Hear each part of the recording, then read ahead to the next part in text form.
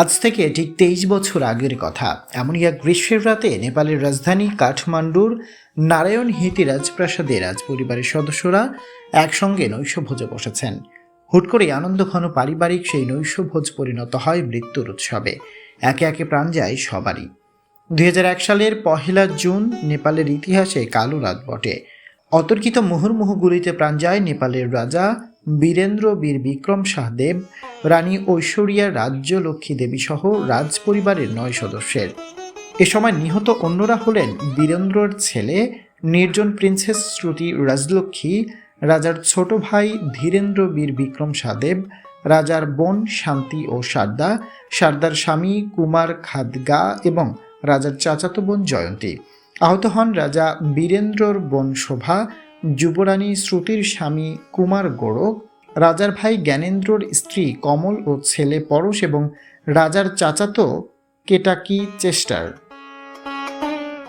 খুনের জন্য দায়ী রাজা বীরেন্দ্রর ছেলে দীপেন্দ্র গুলিবিদ্ধ হয়েছিল। বীরেন্দ্রর মৃত্যুর পর রাজা ঘোষণা করা হয়েছিল দীপেন্দ্রকে। গুলিবিদ্ধের পর তখনও তিনি কোমায় ছিলেন, তবে 4 দিন পর তিনি মারা যান। এরপর সিংহাসনে বসেন বীরেন্দ্রর বেঁচে থাকা একমাত্র ভাই জ্ঞানেন্দ্র বীর বিক্রম শাহদেব। রাজপ্রাসাদে এই হত্যাকাণ্ড নেপাল সহ পুরো বিশ্বকেই অবাক করে দিয়েছিল। সপরিবারে নিহত রাজা বীরেন্দ্র বীর বিক্রম শাহদেব জনগণের কাছে এবং আন্তর্জাতিক অঙ্গনে বেশ পছন্দের ব্যক্তি ছিলেন। ফলে ঘটনাটি নেপালের জাতীয় পরিসরে তো বটেই, আঞ্চলিক ও আন্তর্জাতিক মহলেও ব্যাপক আলোড়ন সৃষ্টি করে। এই হত্যাযজ্ঞের ঘটনা তদন্তে উচ্চ পর্যায়ের একটি কমিটি করা হয়। মাত্র 1 সপ্তাহের তদন্তের ভিত্তিতে প্রতিবেদন দেয় কমিটি। তারা এই হত্যাযজ্ঞের জন্য দীপেন্দ্রকে দায়ী করে। তবে তিনি কেন এই হত্যাযজ্ঞ ঘটালেন সে বিষয়ে কমিটি কিছু বলেননি। তবে এই হত্যাযজ্ঞের পিছনের কারণ নিয়ে নানা ষড়যন্ত্র তত্ত্ব ছড়ায়। বহুল চর্চিত ষড়যন্ত্র তত্ত্বটি হচ্ছে দীপেন্দ্রর প্রেম ভালোবাসা বিয়ে ঘটিত। ইটন কলেজে পড়ার সময় দীপেন্দ্রর সঙ্গে নেপালের এক সময়ের সাবেক শাসক জঙ্গ বাহাদুর রানা পরিবারের মেয়ে দেবযানী রানার প্রেমের সম্পর্ক গড়ে উঠেছিল। সে সময় দেবযানীও যুক্তরাজ্যে পড়ছিলেন। দেবযানীর বাবা পশুপতি রানা নেপালের একজন নেতৃত্বস্থানীয় রাজনীতিবিদ। তিনি মন্ত্রীও ছিলেন। তার মা উষারাজে সিন্ধিয়া ভারতের সিন্ধিয়া রাজ পরিবারের মেয়ে। কিন্তু দীপেন্দ্র দেবযানীর সম্পর্ক মানতে চাইছিলেন না বীরেন্দ্র ঐশ্বরিয়া।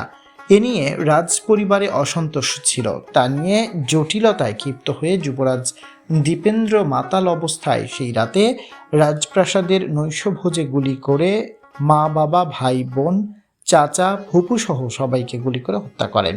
পরে নিজেকেও গুলি করে আত্মহুতি দেওয়ার চেষ্টা করেন। 4 দিন পর তিনি হাসপাতালে মারা যান।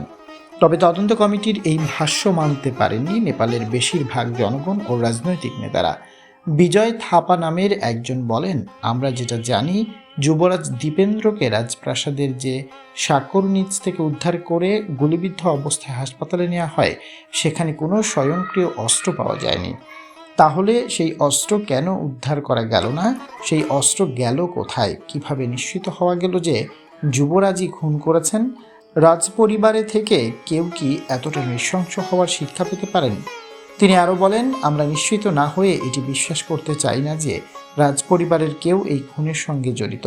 কে খুন করেছে রাজাকে, আমরা শুধু সেই প্রশ্নের সত্যতা জানতে চাই। অনেকেই মনে করেন জ্ঞানেন্দ্র রাজ সিংহাসনে বসার একটি মাত্র উপায় ছিল রাজা বীরেন্দ্র ও তার 2 ছেলে দীপেন্দ্র ও নিরঞ্জনের মৃত্যু। সেদিন দীপেন্দ্রর বাবা মা ভাইদের সঙ্গে বোন ফুপু ও তাদের স্বামীদেরও হত্যা করে। সবাইকে হত্যা করেও জ্ঞানেন্দ্রর কিছু হয়নি, কারণ ওই দিন জ্ঞানেন্দ্র নিজে রাজপ্রাসাদে উপস্থিত ছিলেন না। তার স্ত্রীর হাতে গুলি লাগলেও অন্যদের তুলনায় তার আঘাত ছিল খুবই সামান্য। এমনকি জ্ঞানেন্দ্রর ছেলে পরশ কোনো প্রকার আঘাত ছাড়াই বেঁচে যান, যা সবাইকে ভীষণ অবাক করে। প্রায় 2 যুগ হতে চললেও বিশ্বের বহু রাজনৈতিক হত্যাকাণ্ডের মতো নেপালের রাজপ্রাসাদ হত্যাযজ্ঞ সম্পর্কেও প্রকৃত তথ্য জানতে পারেনি মানুষ। যারা সব জানতেন তাদের সবাই সেদিন মারা যান।